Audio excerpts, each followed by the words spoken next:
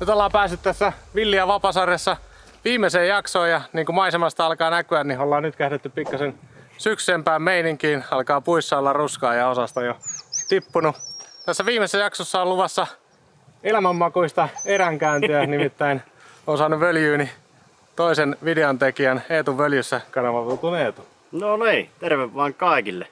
Eikä meillähän oli meininkinä tänä päivänä ollaan täällä Hossassa Itäkankaan puolella Vieremäsuon Soinsuulu-alueella ja ahvenkalalle lähettään tuonne muutamille mehtälammille ja tarkoituksena oli maastossa vähän yöpyä ja vähän semmoisena Oskarillekin uusia kokemuksia, kun laavuyö olisi luvassa tuota.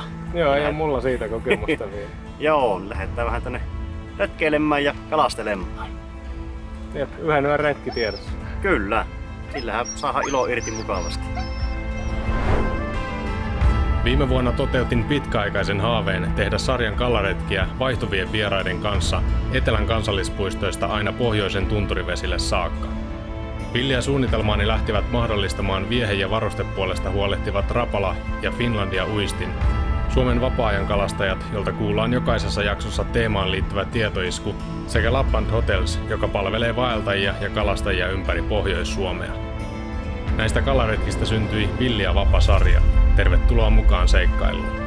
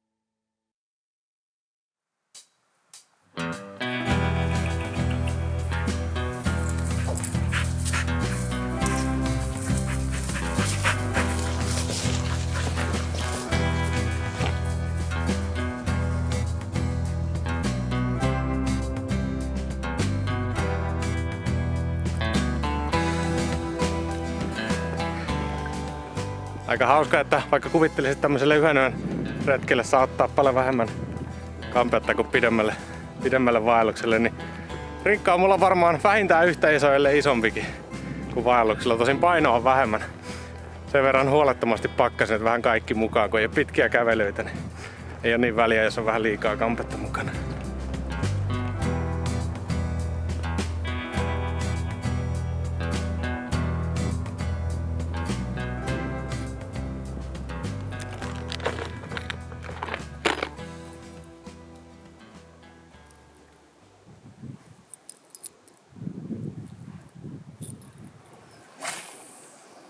Perille ollaan saavuttu, mutta ei varsinaisesti sinne mihin alun perin suunniteltiin, eli se lampi mihin alun perin suunniteltiin tehdä leiri, niin se oli vähän korkealla vesi ja oli ihan kova tuuli kävi sinne rantaan. Nyt on kuitenkin ihan oliko jotain 4-5 metriä tuuli.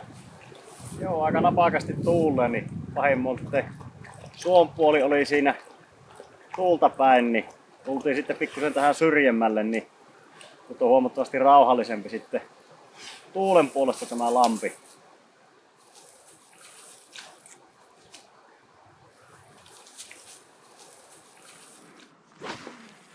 Tosi kivan näköinen paikka kyllä. On. Ja niin kuin sanoit, niin vaikka ei hirveän pitkälle kävelty tieltä, niin ihan niin kuin erämaan tuntutas on. Mä tätä retkeä varten virittelin pikkasen näitä lottolippoja. Laitoin näihin vähän jikihäntiä ja jikipäitä ja joihinkin vaan semmosia pieniä päärynäpainoja. Kun nyt ei ole varsinaisia jikejä mukana, mutta tää lampi ainakin tästä reunan profiilista päätellen voi olla aika syväkin, niin saa pikkasen myös ruopittua syvemmältä ja tuleehan tohon paljon isompi hahmo, kun tuolla tommonen jikihäntä pyörii. Katsotaan miten toimii.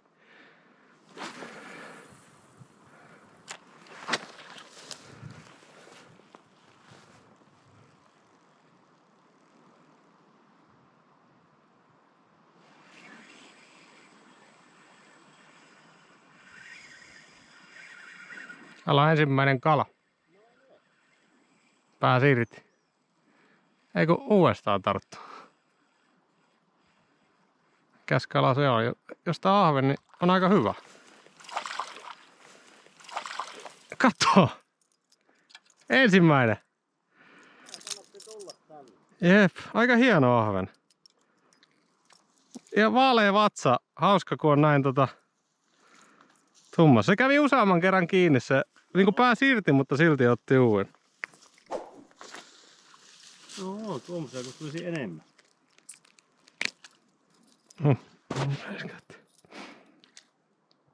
Siihen se otti jikipyrstösen. No, saatiin. Ei jää tyhjä kalattomaksi reissuksi ainakaan. Munat ja pattaan.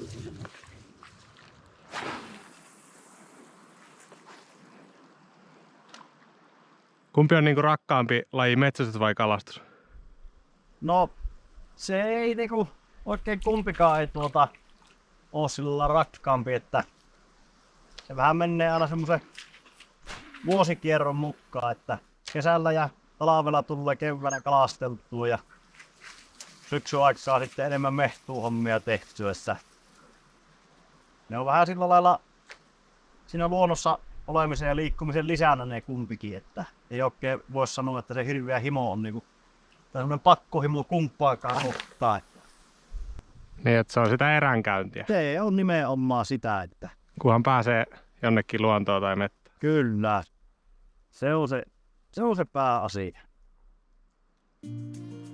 Sähän et ottanut mitään evästä mukaan, että me ollaan kalan varassa. Tai sä oot, mulla on vähän snäkkiä. Mulla ei ollut niin kovaa luottoa tähän kalastukseen.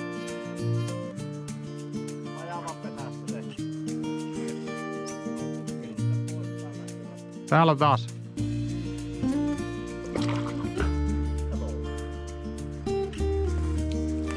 Tää alkoi hienosti. Tää on ihan ottanut syödäkseen ton koko jigio suussa.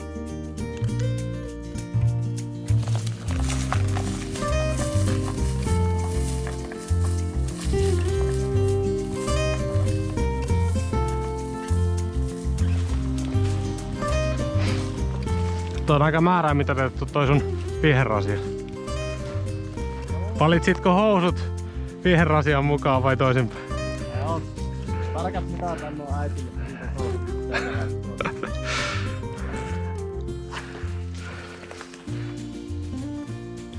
Onko edes tärppinyt? Kyllä se tämä on ihan perinteinen meikäläisen kalareissu. Tyhjää pyydetään vaan. Eihän tässä ole toisaalta kun vähän aikaa vasta heiteltykään. Ja käydään tämä lampi läpi ja jos ei tästä rupia tulemaan, niin käydään tuossa viereisellä lammella vielä kokeilemassa. Paljon pienempi vesi, niin jos sieltä sitten ruppeisi jotain löytymään. Joo, ei se mullakaan ton alkuhurmoksen jälkeen niin ei oo tärppinyt. No, tämä on niin syvää tämä lampi ja kuitenkin aika iso, niin hankala tavoittaa ja vesi kylmenee, niin alkaa syysparveutumaan. Niin ne ei ole niin levällään niin kuin kesäisin. Niin. Pitää löytää se parvi. Kyllä. Kahtelussa.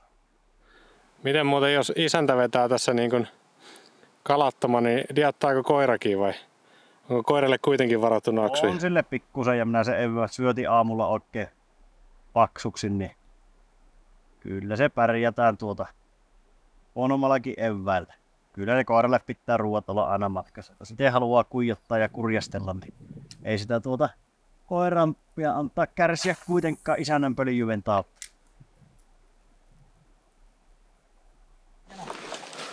Mennäänkö me tänne Niemeen vai tähän Lahteen? Katsotaan tässä on hyvä tämä lumpeikon laita. Jos se tässä rupesi jostain tulee. Tää on ainakin nyt taas ihan erilainen paikka kuin noi aiemmat. Että jossainhan sen kalan pitää olla kuitenkin.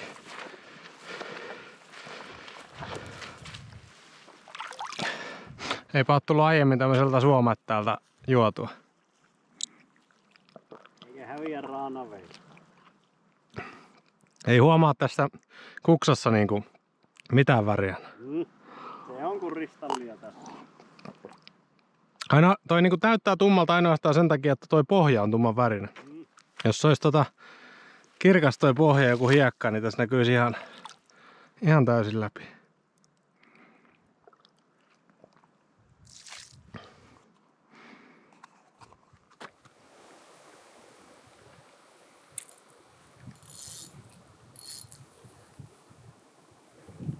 Muutama ahven saldona, mutta ei mitään ahven karneevaaleja vielä. Ei vielä mitään hirveitä lupauksia minä annoin ja kertoin hirveitä kalatarinoita, vaan ei ihan vielä ole sen mukaista. Mutta ehkä se oli toi toinen lampi, eli tehdään nyt semmonen pieni lampihyppäys. Tuossa oliko se muutamasta metriä? Joo, se on tuossa 200-300 metriä, niin siitä löytyy aika paljon pienempi lampi, ihan erilainen vesi, tummavetinen niin lähdetään sinne kokeilemaan, jos me sieltä löydettäisiin kalaa paremmasti. Se on pienempi lampi, niin kalat ei pääse meitä pakoon. Ei ne pääse niin kovasti ainakaan. Totta, mä löydän sen rajaa ulan puusta vielä. Tullaan haikuita puu.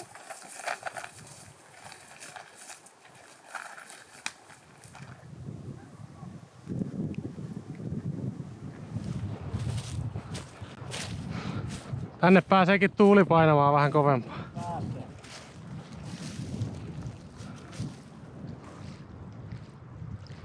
Toisaalta voisi kuvitella, että jos tänne päähän on tullut pidempään, niin kala löytyy myös todennäköisemmin täältä päästä. Niihkääpähän se on heitellä vastatuulla. Niin se on. Mutta onneksi hyvä tämän ahukka tässä, niin pystyy kummaltakin reunalta.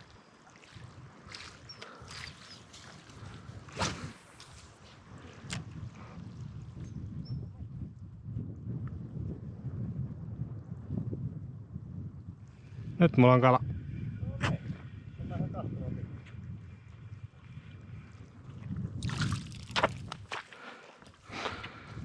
Siinä aiemminkin nyppäsi ja mä vaan epäilen, että se oli pohja. Joo. No eihän se huono ahve ollut se. Kyllähän se ihan syömäkala. Äläpä hyppää, niin et jää kiinni. Tuolla heiton niin päässä annoin mennä pohjaa, sit välissä annoin kans mennä, mutta tuossa taitaa olla semmonen töyräs. Tuntuisi vähän, että tuolla kauempana on syvää ja sitten se madaloituu ja se osuu siihen reunaan tuossa.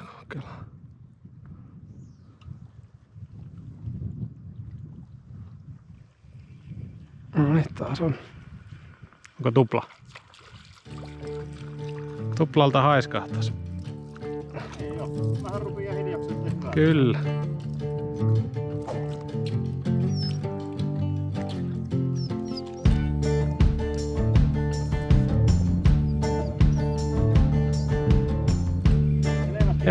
Joo nyt. Onko sulki häntä? Okei. Okay. Joo, nyt ottaa jo vajotukseakin noita tärppejä. Tänään vissiin meille kelpaa niinku koosta riippumatta melkein.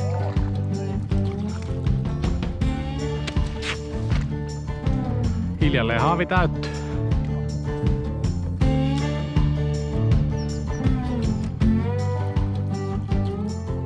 Pykälää parempi. Hulleempi ainakin.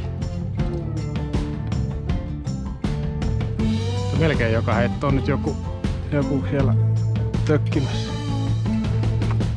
Sulla on sellainen matojikin, eikö sulla? Joo, mulla on niin kuin kala, mutta sille ei tunnu olevan merkitystä.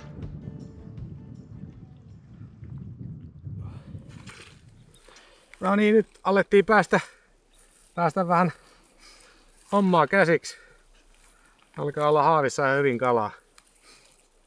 Ei ole mitään valtavan kokoisia, mutta ihan perushyviä ahvenia ja tällä reissulla kun oli tarkoitus saada ruokakalat, niin ne nyt on tässä hoidettu. Nyt voi jos oikein hyvä säkö käy, niin voi jos löytyisi pikkasen vielä isompi semmonen kuvauskala. Mutta siinä on 20 ahventa. Saadaan hyvät pannukalat. Tai miten me nyt laitetaankaan, miten maestro aikoo laittaa, katsotaan sitten.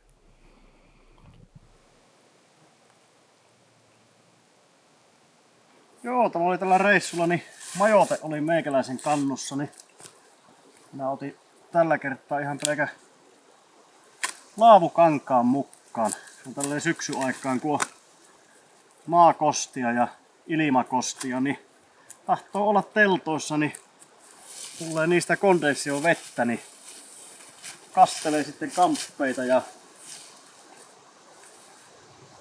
tahtoo ne olla sitten ne teltat, että kevyet teltat niin ne on sitten pikkusen ahtaita, niin laavukankaan alla niin mahtuu paljon mukavammin sitten olemaan ja jos vielä sattuu nuotiolla istumaan, niin siinä se mukavasti on sitten laavun ääressä olla.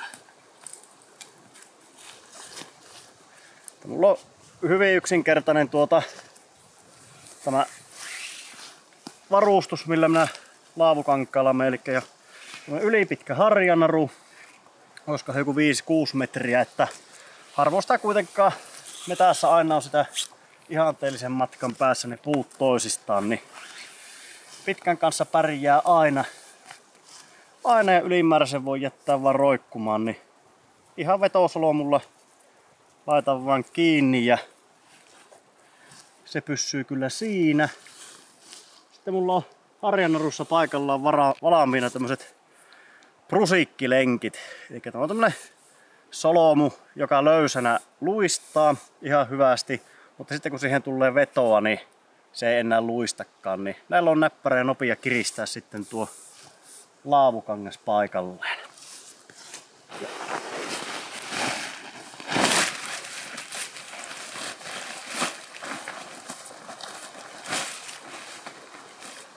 Ja tämä lenkki toimii vaan, että kun täällä on lenkki ja laavukankaassa on nämä nurkkakiinnityslenkit, niin pujottaa vaan läpi tuolta ja vettää pikkusen puukalikan siihen sitten jarruksi.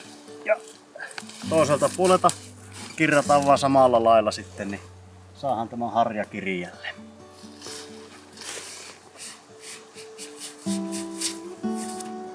No ja se on nyt siinä niin kirjalla kun sen tarvitsee olla. Sitten on nurkissa narut valmiina paikoillaan, niin ei ole muuta kuin luona muutama kiila matkassa, niin saadaan vaan sitten äkkiä vejettyä tuo laavun reunat kiinni.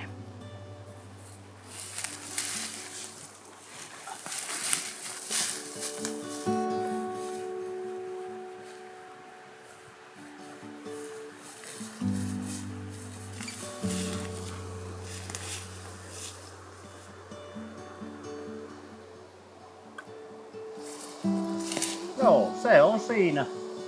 Se, että se on nopea tuolla narulla, niin ei muuta kuin harja kiinni ja reunat kiinni, niin siinäpä meillä on laavu valmiina.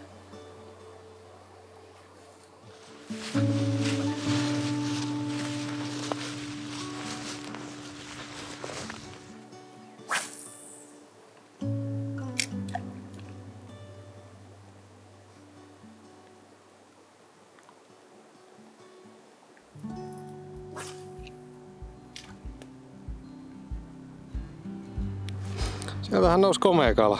Joo, pikkuhiljaa löytyy vähän järjempää, että pari kertaa kävi tavoittelemassa ja tuli tuohon rantaan asti sitten ja sitten vaan pomputin siimannokassa Ja se otti taas tuohon. Niin nappasin sitten tuosta ihan rannasta. Tämmöisiä kun tulisi vielä muutama lisää, niin sehän olisi oikein mukava.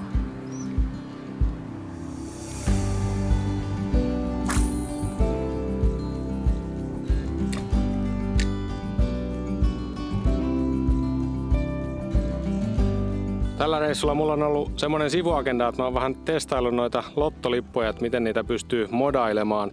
Nää ei ole mitään mun omia ideoita, vaan niitä joltain tutuilta on poiminut, mutta nyt ensimmäistä kertaa itse kokeilen, tai lähinnä noita jikihäntiä kokeilen ensimmäistä kertaa.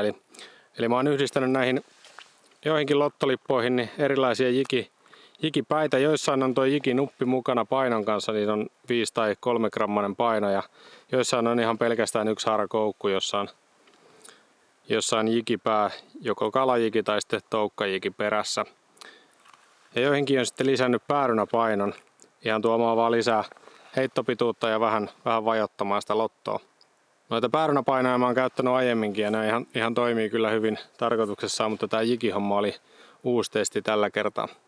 Ja testin perusteella ainakin tuntuu pelittävän hyvin nuo jikihännät. Se mikä niissä tulee samoin kuin tuossa päärynäpainossa, niin se joskus voi olla, että se lippa ei lähde niin hyvin pyörimään sen painon takia, mutta sitten toisaalta niin se jikihäntä aina tekee siellä jotain liikettä, että vaikka se ei ihan vielä se lippa lähde pyörimään, niin uskoisin, että se jollain tavalla houkuttaa sen pienen hetkenkin ajan, kun se lippa ei vielä pyöri. Mutta ehdottomasti tulee varmaan jatkossa näitä kokeiltua ja lisättyä pakkiin joitain lottoja, joissa on tuo jikihäntä valmiina. Mulle tuli tässä kuvatessa pikku kateus tosta sun kalasta, mä haluan kans samanlaisen. Ei se kyllä monasti ole ongellakaan tullut tuolla. Joo, hyvä onnistuminen tähän iltaan.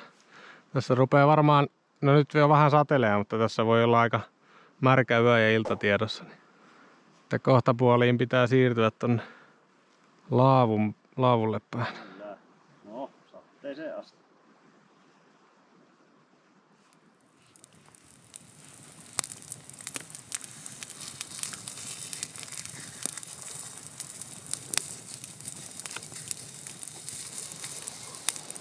Aika tunnelmallista. Joo, kyllä tässä on tervastulessa ja laavussa, niin siinä on kyllä tunnelmaa. Ja se on tälleen syksyn aikaan kaikista paras majoitu tämmöinen.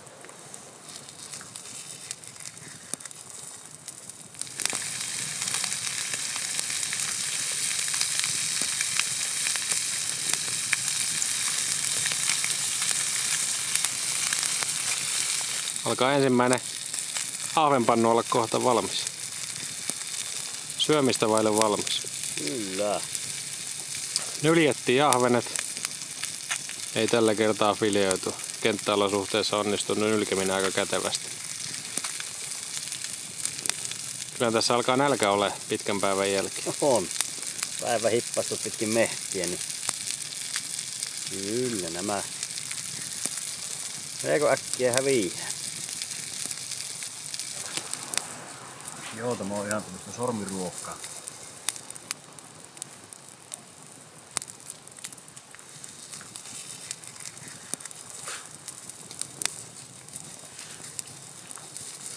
Ennusteen mukaan piti alkaa satamaan viimeistään näillä main, mutta ei tässä ole tullut ihan muutama pisara.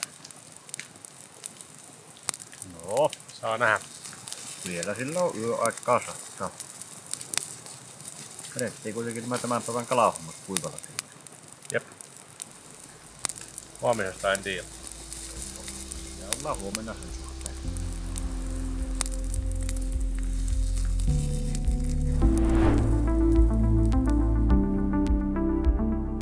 Tässä tietoiskussa puhutaan vähän kalan syömisestä. Suomessahan on paljon kalastuksen harrastajia, jotka pääsee sitä kautta syömään itse pyydettyä kalaa. Ja kalahan on terveellistä ja sitä suositellaankin syötävän pari kertaa viikossa. Mutta mitäs noin ympäristön näkökulmasta katsoen, onko kala suositeltavaa ruokaa? Kyllä se on. Kala on aina parempi ja ympäristöystävällisempi valinta lautaselle kuin esimerkiksi kasvatettu punainen liha. Ja on se tosiaan terveellisempääkin, eli se kannattaa siinä laskuyhtälössä ottaa huomioon. Ja kaikki, jotka käy itse kalassa, niin kyllähän se oma kala kannattaa syödä myös ympäristösyistä ajatellen niin ennemmin kuin jotain kasvatettua kalaa. Kalaa siis kannattaa syödä, mutta eri kalalajissakin on eroja niiden ympäristöystävällisyyden suhteen. Mitä kalalajeja meidän kannattaisi syödä, jos me haluttaisiin syödä mahdollisimman vastuullisesti? No ehkä kaikkein paras vaihtoehto tähän olisi syödä särkikalaa jostakin rehevöityneestä vesistöstä. Tällöin kalastaja ja syömäri pystyy tekemään oikeasti ekoteon eli positiivisen ympäristövaikutuksen, ympäristöteon. Yleensä kun puhutaan ruokien ympäristövaikutuksista, niin puhutaan niiden haittojen pienentämisestä. Mutta oikeasti, jos toimii tällä lailla, että syö särkikala rehevöityneestä vesistöstä, niin oikeasti se vaikutus on positiivinen. Ja tämä ei ole mitenkään itsestään selvää ja kannattaa kaikkien muistaa. Mutta siis, että mitkä kalat sinne lautaselle kannattaisi sitten valikoida, niin ykkösenä tosiaan särkikalat, niin kuin mainittu.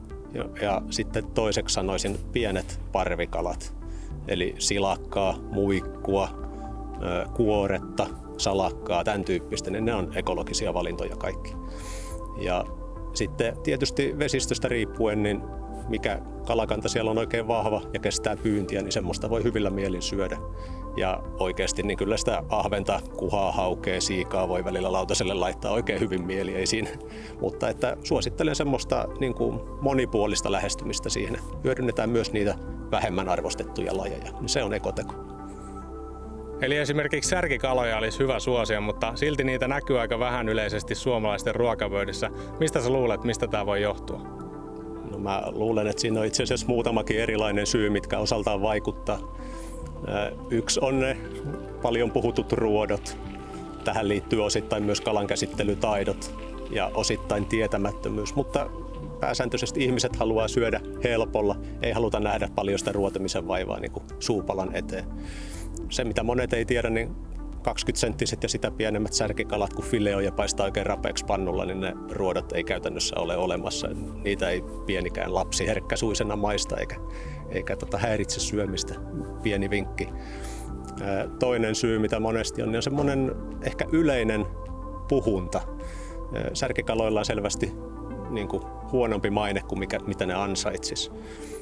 Ja se, että joku puhuu semmoisia niin kuin, että on vaikka mudanmakusta tai pelotellaan niiden piikkien ruotojen kanssa, niin se vaikuttaa semmoiseen yleiseen ilmapiiriin, että meillä on ihan valtava määrä kalastajia, jotka ei koskaan edes maistanut särkikaloja tai kokeillut syödä vaikka särkeä. Ihan vaan siksi, että niistä on puhuttu silleen ja niillä on semmoinen vaikutelma, että ei ehkä kannata edes kokeilla.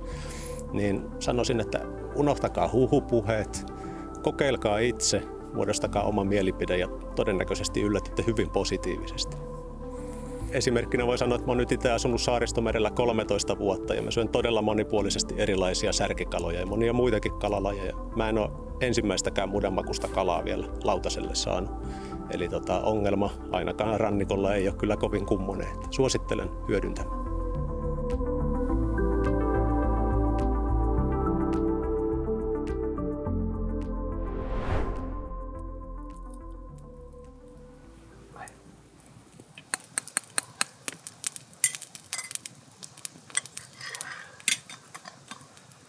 Joo, aamukahven keitossa tässä ollaan ja kunhan tässä on aamuhommat tehty, niin lähdetään sitten hiljalleen leiri puretaan ja pakataan ja lähdetään pallailemaan takaisinpäin ja kopastaan tuosta se ensimmäinen lampi, mihin ensimmäiset oli tarkoituksena jäädä yöksi, niin jos sitä sieltä vielä joku kala saatasi.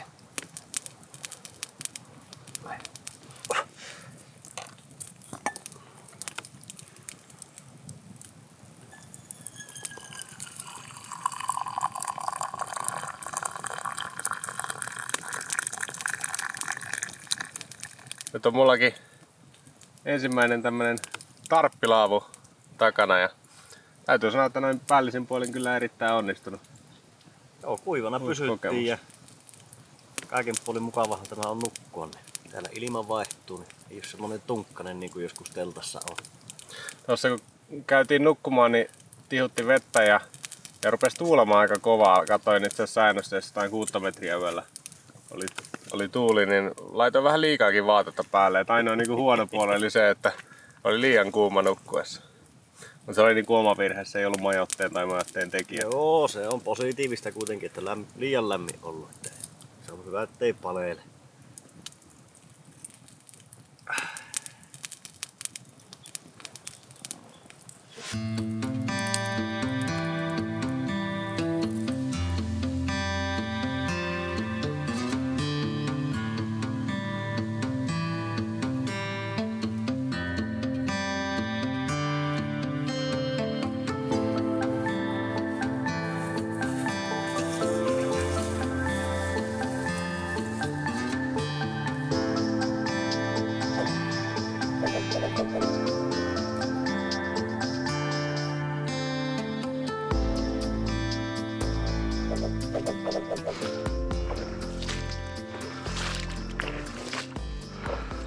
Ja me ollaan nyt palattu sille ensimmäiselle lammelle, johon alun perin piti jäädä yöksi ja tulla kalaan. Tässä paluumatkalla pysähyttiin siihen, mutta haaste on se, että tänne on tosiaan Majava tehnyt pesän tonne yläpuolelle ja tää Lammen vesi on noussut hirveän korkealle, että saa nähdä päästäänkö me ylipäänsä rantaan tässä. Ei meinaa saappaa varsin riittää.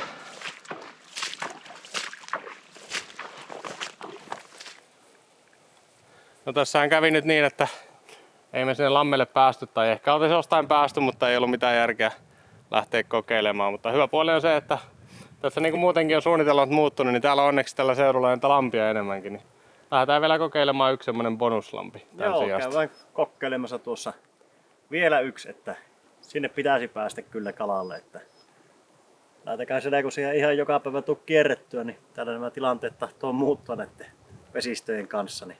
Mutta se on semmoista. Mutta tällä päivällä ei onneksi enää mitään kalapaineita. Että ruuat on syöty ja auto on suhteellisen lähellä. Niin. Kyllä niin. Melko vapaasti saadaan nyt kokeilla. Niin. Tässä on vielä päivää jäljellä ja kelikin kuitenkin vielä kohtalainen on. Niin joo, se jossain vaiheessa rupeaa ropisemaan kovempaa, mutta sitä ennen kerätään ainakin jonkun aikaa kalaa.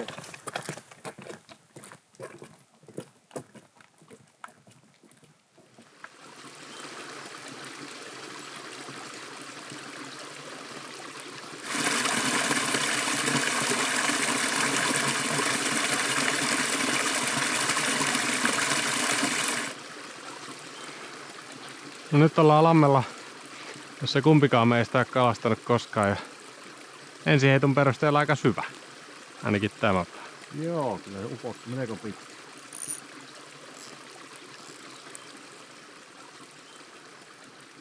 Aika paljon on ainakin tämmöisiä suojapaikkoja ahvenille, kun näitä kaatuneita puita on tää ranta täysin. Luulisi täältäkin kyllä jostain kalaa löytyvä.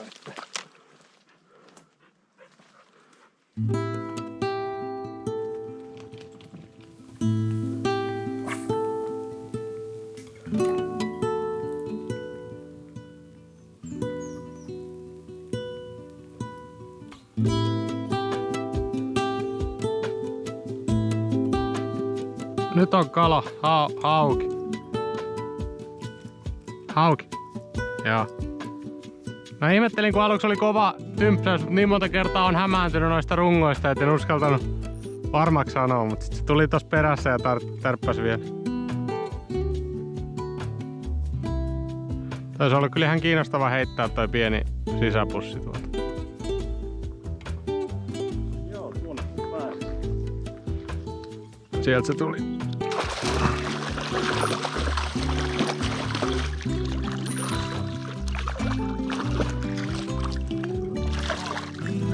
No mä luulen, että mä vapautan sen tosta suoraan. Vai et halua? Älä mene. Vähän näyt pois sieltä. Joo, ei sillä ole niin väliksi.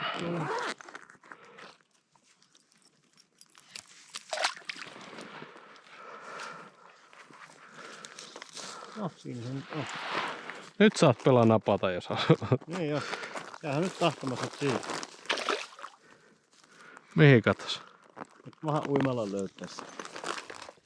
Ei oo kalaton. Ei tämä kala. Lampi. Se on nyt ainakin toinen.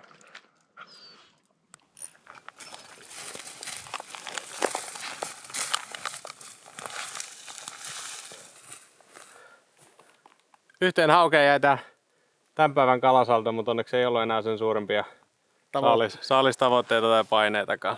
Joo, ja saatiinhan sitä eilettää melko mukavasti, niin tämä päivä meni vähän muuttujien kanssa ja uusia paikkoja kokeillessa, niin eipä sitä ihan hirveätä odotuksia voi ottaakaan semmoiselle hommalle sitten. Kyllä, me käytiin siinä välissä yhdellä lammella, johon oli rannalle tullut kyltti, että kalastus on kielletty. Kyllä, ei viime näkemällä ollut semmoisia kylttejä, mutta nyt sinne oli ilmestynyt, niin eikä siinä auttanut kuin siirtyä seuraavaan kohteeseen. No, tästä tuli tämmönen lampihyppely toisen päivän osalta, tai koko reissun osaltakin. Kyllä, mutta näkipä siinä huomattavasti enemmän maisemaa ja erinäköisiä vesistöjä, entä jos olisi yhdellä samalla vaan töröttänyt.